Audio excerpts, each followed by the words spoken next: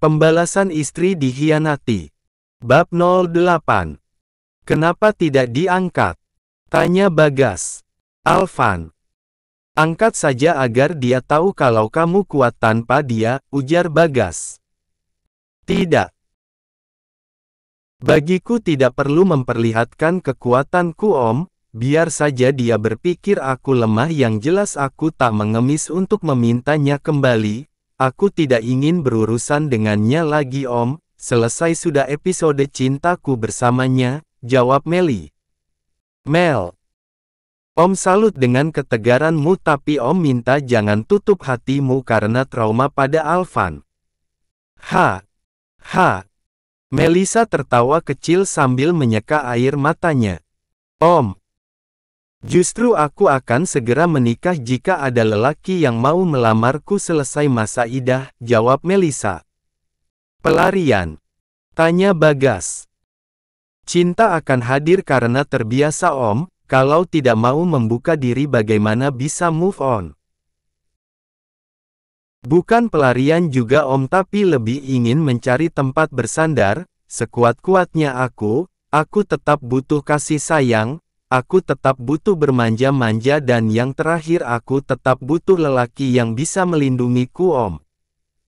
Melisa menghela nafas panjang mengeluarkan rasa sesak yang masih tersisa. Om tahu, aku bukan perempuan yang bisa diatur, mungkin itu yang membuat Alvan meninggalkanku karena aku tak bisa dia kendalikan sesuka hatinya, tapi aku bisa diarahkan Om jika lelaki itu bisa menerima kekuranganku. Lanjut Meli. Lelaki seperti apa? Kaya? Tampan? Muda? Tanya Bagas lagi. Itu pasti Om, aku tidak mau munafik, meskipun aku punya banyak uang tapi aku tetap ingin suami kaya, bukan matre, tapi itu kebutuhan. Wanita butuh uang karena tanpa uang wanita tidak akan bertahan pada prianya. Jika aku tidak memilih lelaki kaya, episode Alvan akan terulang lagi, jawab Melisa terkekeh kecil. Jika aku yang memintamu menjadi istri, apa kau mau? Tanya Bagas menarik tangan Melisa, membuat perempuan cantik itu mendadak menghentikan tawanya. Om, jangan bercanda. Mel, aku serius. Aku butuh istri yang kuat sepertimu, jawab Bagas cepat.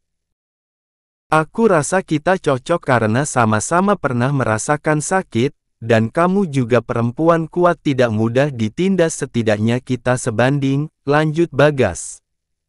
Tapi Om, aku tak butuh penjelasan Mel, aku mau jawaban, ucap Bagas tegas. Bagas memang tipe lelaki yang tak suka bertele-tele, dia tegas dan disiplin apalagi soal pekerjaan. Aku masih baru bergelar janda Om. Memangnya kenapa? Toh kita juga menikah setelah masa idahmu berakhir, jadi tidak ada masalah kan? Bagaimana dengan keluarga Om? Lagi pula kita tidak saling cinta, tanya Meli lagi, karena Bagas adalah Om dari Alvan. Aku sudah dewasa Mel, kenapa harus orang yang menentukan pilihanku? Bukannya cinta bisa datang belakangan. Untuk hal ketertarikan, aku sudah lama tertarik padamu, malah saat kau masih jadi istri Alvan dulu. Hanya saja aku harus menjaga sikapku padamu, jelas Bagas lagi. Om yakin? Ya, sangat yakin. Will you marry me? Yes, jawab Meli menganggukkan kepalanya. Tapi, no second person. Tentu saja, aku pastikan tidak akan ada perempuan selain kamu, dan aku minta kamu menjadi istri yang baik untukku, jawab Bagas tegas dan menarik Melisa ke dalam pelukannya. Persetan dibilang pelarian atau apapun, yang jelas saat ini Melisa ingin bahagia, dan saat ini kebahagiaan itu dia dapat dari Bagas, entah karena hanya Bagas lelaki yang dekat dengannya saat ini. Seperti kata pepatah, sekali tepuk dua lalat, yang dapat membalas sakit hatinya pada Alvan dan mendapatkan lelaki seperti Bagas. Siapa yang akan menolak? Bagas tersenyum menatap Melisa, digenggamnya tangan Melisa dan satu tangan lagi mulai menyetir mobil. Melisa bisa merasakan getaran bersama Bagas, entah getaran cinta atau hanya perasaan malu. Mas, jangan begini terus, setidaknya berusaha Mas. Sebentar lagi aku melahirkan, butuh uang banyak, kamu malah sibuk dengan hilir mudik yang tidak jelas, marah Karin. Kenapa kamu bawel sekali sekarang? Aku juga sedang berusaha memikirkannya, beri aku waktu. Dari kemarin kamu hanya bilang berusaha tapi tidak satu pun berhasil. Aku muak Mas, kalau kamu begini terus, Satria semakin besar butuh biaya. Rin, cobalah kamu mengerti posisiku saat ini. Aku capek setiap pulang terus bertengkar, aku juga butuh ketenangan Rin. Ini juga salah kamu yang terus-menerus meminta aku menemuimu, membuat Meli curiga dan akhirnya aku bercerai sebelum mendapatkan hartanya, bentak Alvan. Jadi kamu menyalahkanku Mas, aku sudah memberikanmu anak, ingat aku perempuan yang sudah memberikan keluargamu keturunan, bukan Meli. Jahat kamu Mas. Jahat. Pekik Karin memukul dada Alvan, membuat Alvan sedikit mendorong Karin karena kesal. Au! Ringis Karin, karena perutnya terasa kram. Rin! Kamu kenapa? Tanya Alvan panik memegang Karin, tapi Karin menepisnya. Jangan pegang aku Mas, Karin terus memegang perutnya, kesakitan membuat Alvan semakin panik. Rin, mana yang sakit? Tanya Alvan lagi. Karin. Kenapa nak? Tanya Bu Warsi membuka kamar Karin karena mendengar pertengkaran suami istri ini. Bu, perutku sakit, rintih Karin. Alvan segera bawa ke rumah sakit, pinta Bu Warsi yang ikut panik. Alvan segera menuntun Karin ke mobil. Bu, tolong gendong Satria, ucap Alvan karena anak pertamanya itu tengah tidur. Bu Warsi segera mengambil beberapa kain panjang dan menggendong Satria untuk ikut ke rumah sakit. Bu, sakit Bu, ucap Karin, karena merasa perutnya semakin tegang. Sabar nak, sebentar lagi kita sampai. Tahan Rin, kita cari rumah sakit terdekat, ucap Alvan menginjak pedal gas menambah kecepatan mobilnya. Maaf. Janinnya tidak bisa diselamatkan, Ibu Karin mengalami keguguran dan janinnya harus segera dikeluarkan, ujar sang dokter. Nggak mungkin dok, kenapa harus dikeluarkan? Anak ini harus bertahan, ucap Karin mengisak. Maaf Bu, sudah tidak bisa dipertahankan lagi, kita akan lakukan tindakan untuk mengeluarkan sisa jaringannya. Tidak. Jangan dok, pekik Karin menangis. Rin. Sabar, ujar Alvan menggenggam tangan istrinya. Rin, jangan begini, itu belum rezeki kamu nak, kamu masih bisa hamil lagi setelah ini, ucap Bu Warsi menenangkan anaknya. Alvan meremas rambutnya sendiri, kesal kenapa anaknya harus keguguran, apa ini salah satu bentuk karma Tuhan pada mereka? Di mana aku harus mencari uang, batin Alvan. Bu, titip Karin, aku pergi sebentar, ucap Alvan segera pergi. Alvan tahu kalau Karin pasti punya perhiasan, dia harus menjualnya karena menjual mobil tidak mungkin, bagaimana bisa membawa Karin nanti, lagi pula harga mobil tanpa surat hanya separuh harga.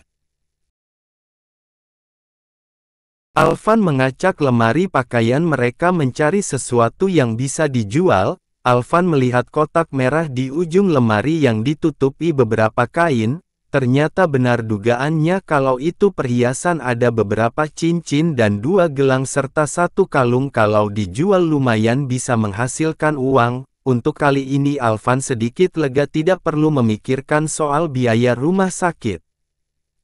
Alvan segera membawa perhiasan Karin untuk dijual. Di sisi lain sepasang kekasih yang baru jadian ini tidak mau terpisahkan. Bagas terus mengekori Meli, hingga dia tidak datang ke perusahaannya pagi ini. Om, nggak ke kantor? Tanya Meli yang melihat Bagas hanya duduk sambil membaca koran. Bisa pindah ke sini nggak kantornya? Tanya balik Bagas membuat Meli menggelengkan kepalanya. Tok, tok. Masuk, sahut Meli. Kinanti melenggang masuk dengan membawa beberapa berkas sambil melirik ke arah sofa. Terlihat jelas Bagas sedang membaca tanpa ekspresi. Bagas lelaki yang sulit sekali ditebak dan didekati, pikir Kinanti, padahal dia sudah berusaha untuk mendekatinya, tapi Bagas seolah menjauh, tak memberikan celah sedikit pun. Apa lelaki ini gay hingga sampai saat ini betah menduda? Kenapa Kinan?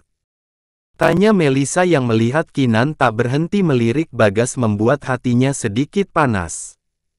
Tidak Bu. Jawab Kinanti cepat. Jika dulu Alvan gencar ingin menjodohkannya dengan Bagas, berbeda dengan Melisa yang terkesan sangat cuek. Letakkan berkasnya di atas meja dan kamu boleh keluar, usir Melisa membuat Kinanti segera melaksanakan perintah. Om.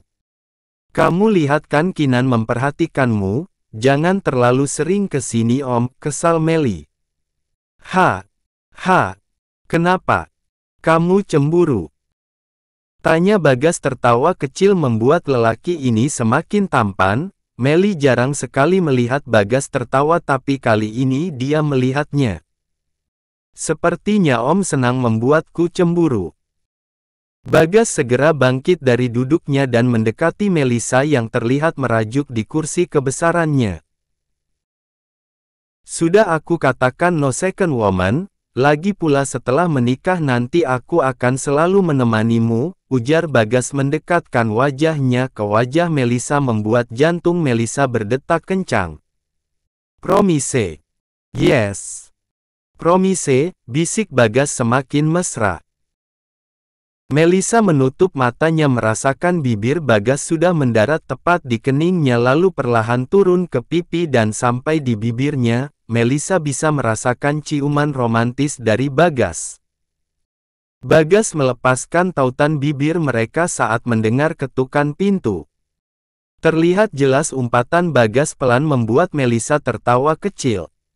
Masuk, sahut Melisa merapikan penampilannya.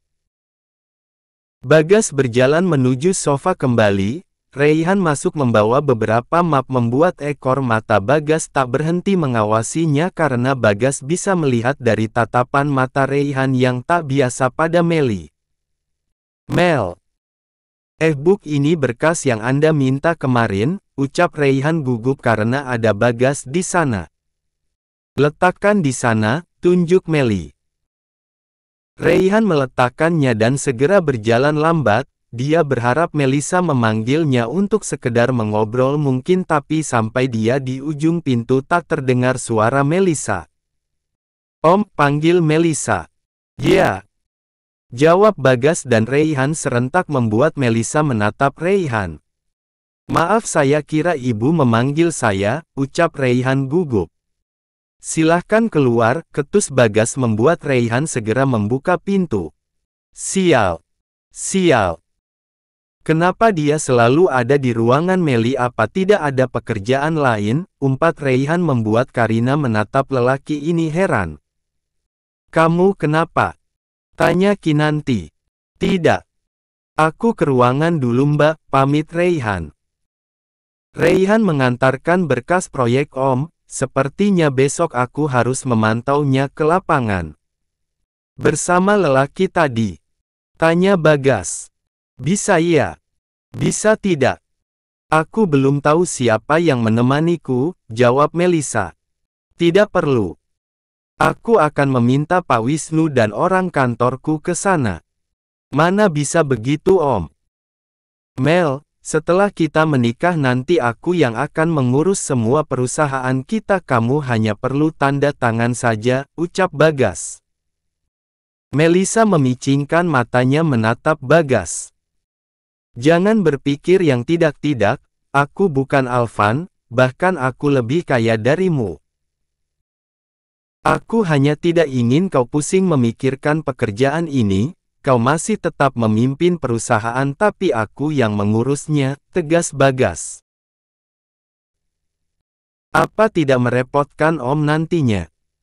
Jika kita sudah menikah nanti kau adalah tanggung jawabku.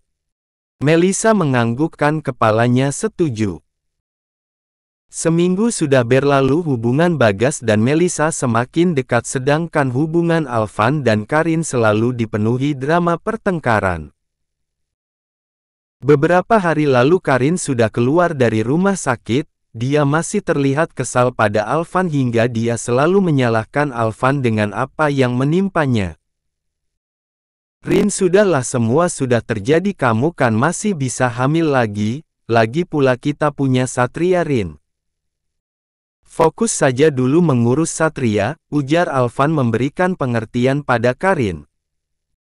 Segampang itu jawabanmu Mas, aku yang merasa kehilangan, merasakan sakit. Aku yang menginginkan anak itu Mas, pekik Karin. Karin bermaksud jika Alvan memiliki banyak anak darinya sudah pasti Alvan akan mendapatkan banyak warisan dari orang tuanya tanpa Karin tahu kalau saat ini keluarga Alvan tak memiliki apa-apa. Karin tahu dengan Bagas sebagai Om Alvan, seorang pengusaha sukses. Dia berpikir kekayaan Bagas didapat dari perusahaan keluarga dan jelas ada pembagian untuk Pak Heru Papa Alvan. Karin berpikir akan membujuk Alvan untuk meminta hak warisnya nanti setelah anak keduanya lahir. Aku capek sama kamu Rin, kamu terlalu egois, bentak Alvan. Kamu bilang capek, setelah apa yang aku korbankan untuk kamu capek. Mas, kamu tahu apa yang terjadi jika orang di luar sana tahu kalau aku merebut kamu dari Meli? Mereka akan menghujat aku Mas, akan membuli aku dengan sebutan pelakor, apa kamu pernah berpikir sampai ke situ? Kehidupan aku hancur Mas.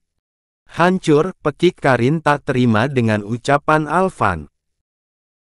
Aku mati-matian memberikan kamu keturunan agar kamu dan keluargamu bisa merasakan memiliki anak dan cucu. Hal yang tidak akan pernah kamu dapatkan dari Melisa perempuan mandul itu, bentak Karin. Plak. Satu tamparan kuat dilayangkan Alvan pada Karin, membuat Karin memegang pipinya yang terlihat memerah.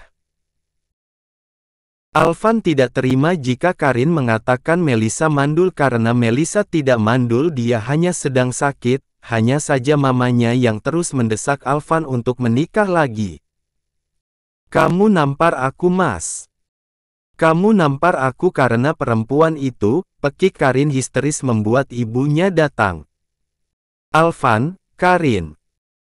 Kenapa lagi kalian? Kepala ibu pusing melihat kalian selalu bertengkar di rumah ini, lama-lama tinggal di sini bisa stres ibu. Bu, lelaki ini beraninya menamparkanku, aduh Karin, keluar kamu Mas. Keluar. Bentak Karin. Ini rumahku, tidak sepantasnya kamu mengusirku, balas Alvan. Apa kamu lupa kita punya Satria? Rumah ini jelas untuk Satria bukan kamu ataupun aku.